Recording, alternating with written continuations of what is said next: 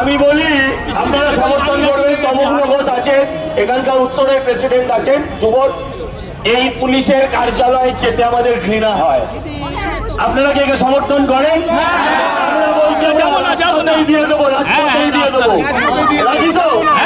তমগ্ন রাজি তো? রাজি রাজি রাজি।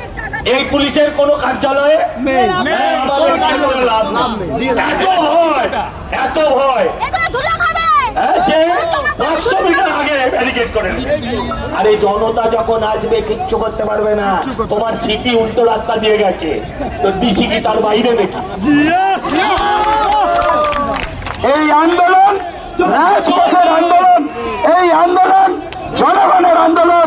তাই আমরা এই স্মারক সমস্ত জনগণের সামনে আমরা আমাদের ডেপুটেশন দেব। আপনাদের এসি ঘর ছেড়ে রাস্তায় নামতে হবে। রাস্তায় এসে আমাদের প্রতিনিধিদের থেকে প্রতিলিপি নিতে হবে। আমাদের মধ্যে উপস্থিত রয়েছেন উত্তর কলকাতা যুব মোর্চার সভাপতি সুবোধ দাস, উত্তর কলকাতার সভাপতি তমগ্ন দা, সজল দা, আমাদের মিনাদি।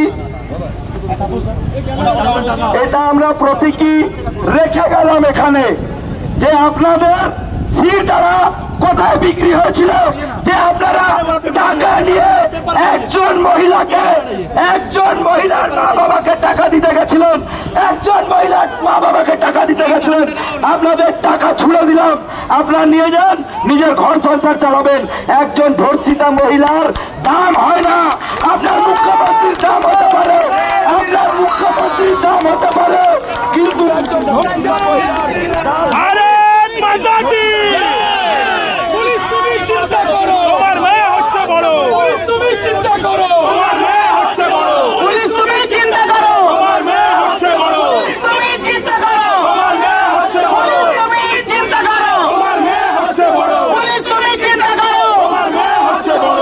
তুমি চিন্তা করো, তোমার মেয়ে হচ্ছে বড়। তুমি চিন্তা করো, তোমার মেয়ে হচ্ছে বড়।